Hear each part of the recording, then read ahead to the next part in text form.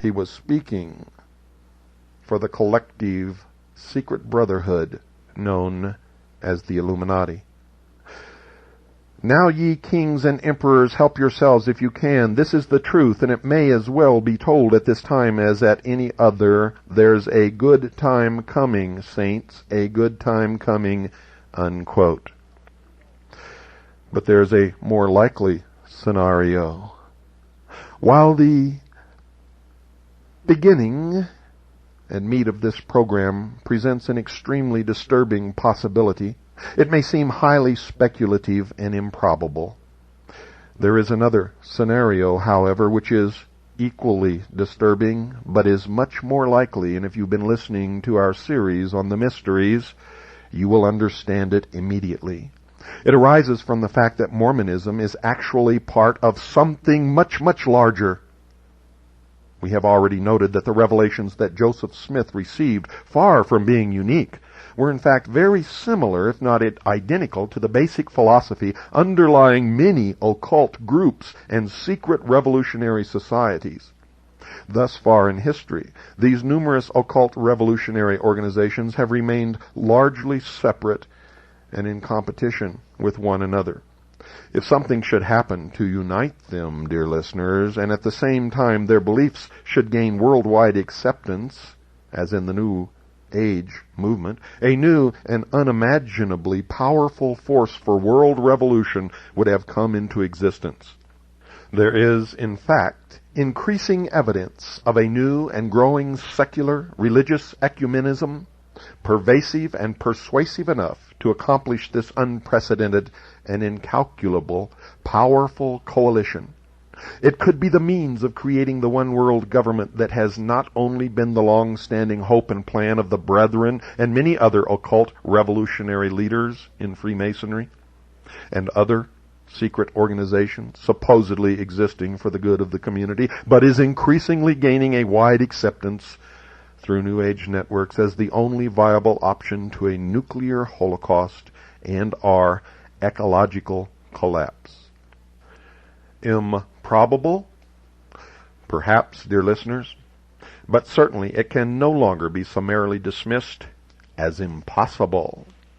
After listening to this broadcast, you should have a much clearer understanding of the world, of the Mormon Church, of what's happening in the United States, of the many different organizations veiled.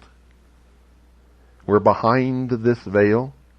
Those who consider themselves to be illumined continue to work toward their great dream of an earthly utopia, which they call the plan, the great society, the great work. It has been their dream for millennia. It is nothing new, as those of you who have listened to the entire series that we have done on the Hour of the Time, known as the Mystery Schools or Mystery Babylon, have discovered. Now, please understand that we are discussing the hierarchy of the Mormon Church, not Mormons. I know many Mormons who are good, upstanding, patriot citizens of this country. They have no knowledge of this. In fact, as the members of every other church and every other religion practiced on this earth, they believe mostly through blind faith and never question. They do not know the basic facts of the truth or falsity of their dogma, nor do they generally care.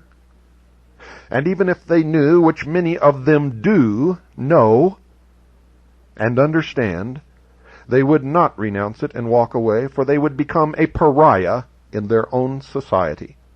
And in the state of Utah, to renounce the Mormon Church could be a death sentence.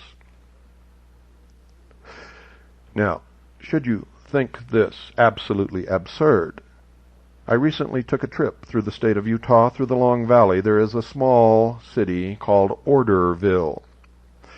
Now, if you know what I know, and if you've been listening to this program, you know some of what I know. You know that I would have had to stop to find out why that city was called Orderville. I did, and I was amazed, for it is no secret there that it was the first communist settlement established in the United States by the Mormon Church. These facts are freely admitted in the city. And in fact, they take great pride in the history of their little town. It was the first communist government community established by the Mormon Church in their search for their promised land, which eventually became Salt Lake City. It was established and named after a secret organization known as the Order, to which the elders of the community belonged. You can even see it, the history, the same history that I've just given to you, on the signs at the rest stops entering and leaving the town. You can get more of the history by visiting the small historical society in Orderville. It is a fact. And now, ladies and gentlemen, remember this. This program did not just come from my research or from just the research of Kaji, although our research follows what you have heard tonight, letter for letter and word for word. But so that you would understand that I am not crazy, tonight's program was taken from chapter 16 of a book which you can purchase yourself or order from your bookstore. The name of this book is The Godmakers. The Godmakers, written by Ed Decker and Dave Hunt. It is called The Godmakers. It is written by Ed Decker and Dave Hunt. Tonight's program came from chapter 16. It's published by Harvest House Publishers, Eugene, Oregon, 97402. That's The Godmakers, written by Ed Decker and Dave Hunt,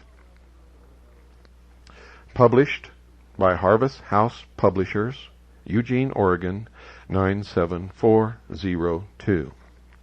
I recommend that you get this book and read it cover to cover, and understand that the Citizens Agency for Joint Intelligence and me personally in my own research have confirmed every single word in this book.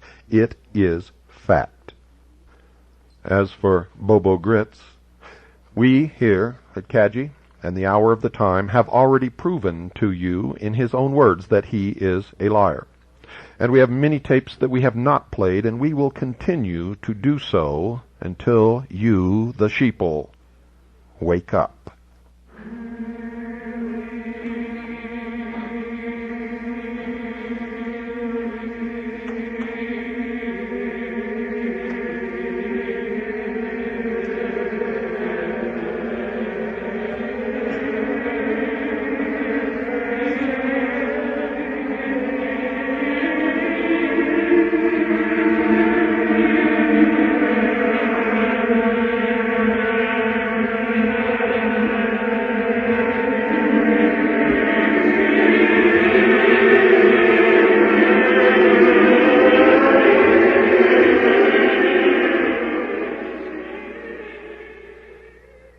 It is my sincere wish, ladies and gentlemen, that this were not true, but it is.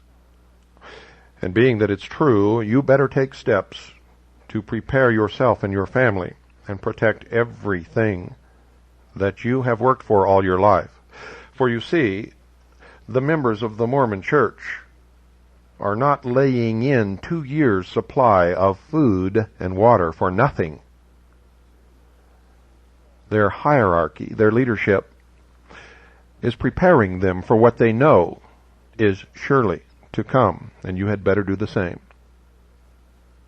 Call Swiss America Trading now, 1-800-289-2646. That's 1-800-289-2646. Do it now. Don't be caught with your pants down, lying in a ditch.